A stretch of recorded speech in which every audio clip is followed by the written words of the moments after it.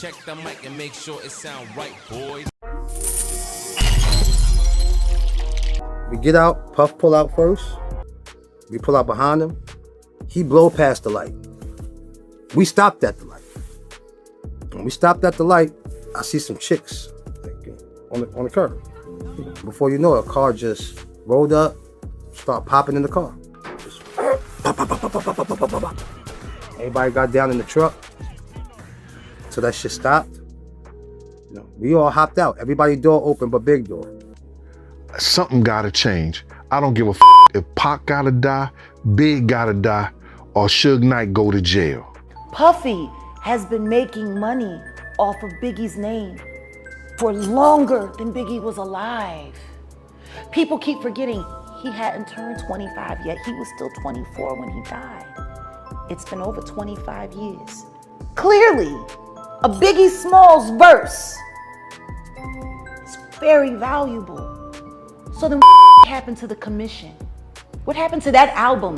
While the murder of hip-hop legend Notorious B.I.G. has been written off as one of those unsolvable cases because of the controversies tied to it, his mother, Voletta Wallace, has now come out with some shocking secrets about what actually went down. Now, the woman has openly come out to accuse music mogul Diddy of not just lying about how the rapper passed away, but also having something to do with it. Could this be the missing piece that finally puts the case to rest? And how exactly did Diddy's name come into the mix? Let's find out together. On the 20th anniversary of her son's death, Voletta Wallace, who is known as the matriarch of the hip-hop industry, has made a significant statement. In an interview with the Daily Mail, she expressed her ongoing pain and grief over the loss of her son. The famous Biggie Smalls Voletta revealed that she still feels the hurt of never seeing her son again and that it's difficult for her to accept that his killer has not yet been brought to justice. Her statement was filled with emotion as she shared her feelings on the matter. "I have a very good idea who murdered Christopher, and I genuinely believe that the LAPD know exactly who did too. They've done their investigation, but they just refuse to move forward. I don't know why they haven't arrested who was involved. It seems to me that it's one giant conspiracy and someone is definitely being protected somewhere down the line. There's no closure for me until that murderer is behind bars and sentenced." A lot of fans who still have hope about the case also showed their support for Miss Wallace, saying, "I hope Miss Wallace builds the strength to reopen the case and get the justice she deserves." Besides the star's mother, his wife Faith Evans also made some claims of her own. Well, we know he was murdered, but we believe that the LAPD knows who's responsible. Although these assertions may not hold up in a court of law, Gene Deal has also shared comparable insights regarding the case at hand. He has claimed that it was his fraternity brother who facilitated his meeting with Miss Wallace. Crying, she said, "They keep telling me Gene Deal, Gene Deal. Who is Gene Deal?" And my frat brother like, "Miss Wallace, that's my frat brother. I'll call him right now." Furthermore, Gene Deal stated that Miss Wallace inquired with Puffy about him, but Puffy quickly denied any knowledge of him. She said she had been looking for me because the police had told her, ask Gene Deal. And she asked Puffy who Gene Deal was, and Puff said, "I don't know no." The former president of Bad Boy Records, Kurt Burrows, has also put more gasoline in this already brewing fire. He revealed that Biggie was actually slated to travel to London for a journalist meet and greet. Leave that early morning, go to London, and we would be out there for 2 or 3 days, and then he would go back to New York and go home. But the rapper ultimately pulled the plug on the plan, stating he wanted to spend the night in LA, a night that became his ultimate demise. Sean, P. Diddy, whatever his name was during that time, called late Friday night. Go, you represent it, you go. He's not going. He wants to stay here in LA. Many fans who were shocked about the cancellation of the London show even took to social media to show their displeasure. "I still have my London ticket for 1997. I remember being shocked that the concert was cancelled and that he was going to LA instead." Talking about the facts on the table, another fan said, "So let me get this right. Puff said B.I.G. wasn't going to London after all the money Clive Davis spent on him there. Also went there a week earlier. Then Puff kept him there where he lost his life." Well, that's not all. Following Tupac's death, Puffy had allegedly premeditated Biggie's murder and showed no remorse for it.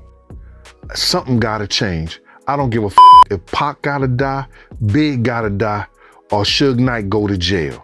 It's almost like fans were actively waiting for these details to get out, as many of them immediately took to social media to give their views. He for sure put a hit on Pac and Biggie. Their deaths were way too similar, and Diddy knew he could take over Biggie's record label. Diddy is a joke, but the situation was made worse by the fact that Biggie's mother was left in the dark by the authorities, who only told her to ask Gene Deal if she wanted to know what had happened that night. When she reached out to Bad Boy for information about Gene, Puffy denied knowing him, seemingly going against their previous agreement. Me and Puff had said a long time ago that if anything ever go down, don't tell nobody my name in the whole. However, Puffy was following the rules as he provided Gene's name to all the law enforcement agencies involved in the case.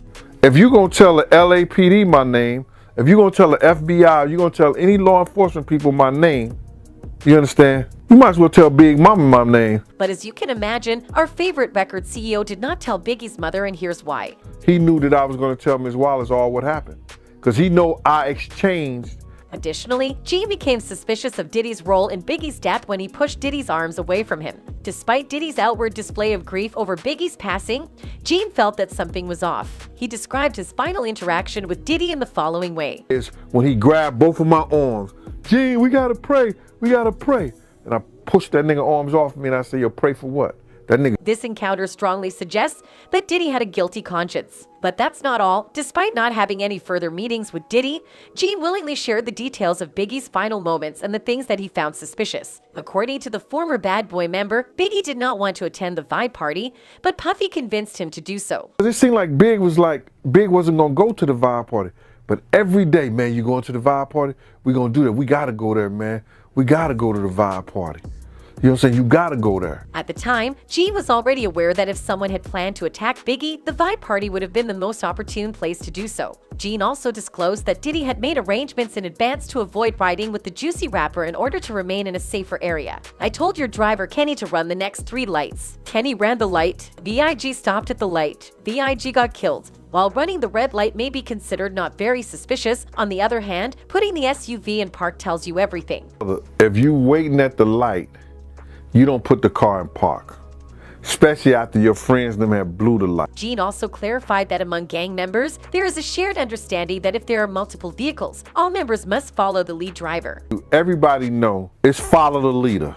Shouldn't have to tell any grown-ass man that's driving that if I run the light, you run the light. We all run the light. However, even if the driver had stopped at the red light, why did he put the car in park? Even under normal circumstances, it would be uncommon to park a car while waiting at a light, let alone when you were a member of a gang and a murder like Tupac's had taken place just a few months earlier. You at a light, pow, and that shit is close to you.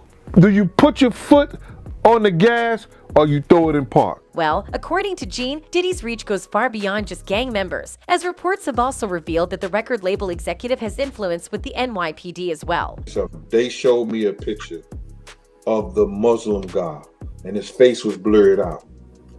In front of my lawyer. While Gene revealed that he's identified the crooked officers that might have been in bed with Diddy, he claims the force never got back to him after he identified them.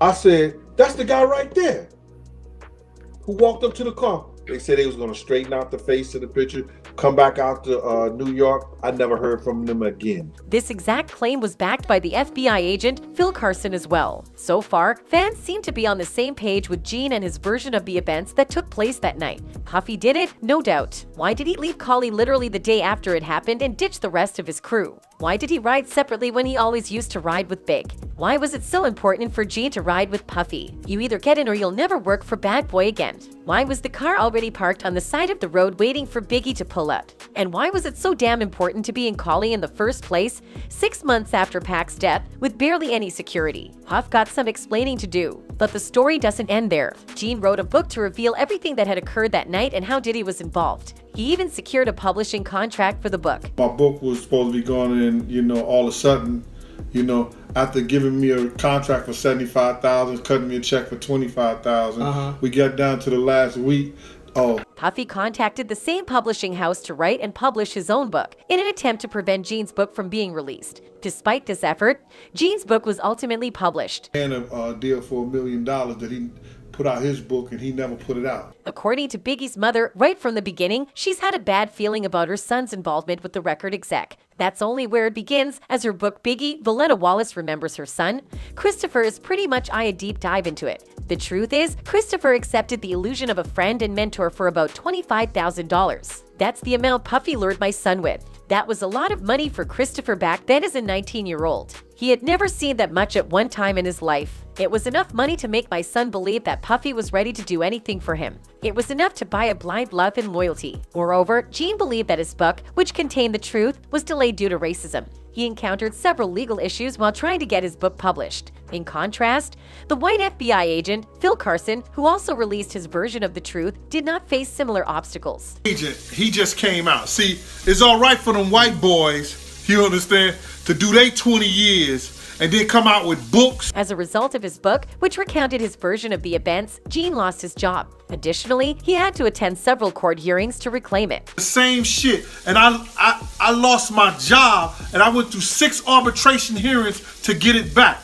It's baffling how Phil Carson is being lauded for saying the same thing that Gene repeatedly stated and suffered consequences for. Nevertheless, fans fully support Gene's consistent narrative and anticipate Puffy's downfall when a more influential figure enters the industry. I followed Gene's consistently told story. My opinions went from Puffy being negligent to it's a huge possibility that he truly knew or had something to do with Big's assassination. We have a right to know these things. Big was a public figure and we're the public.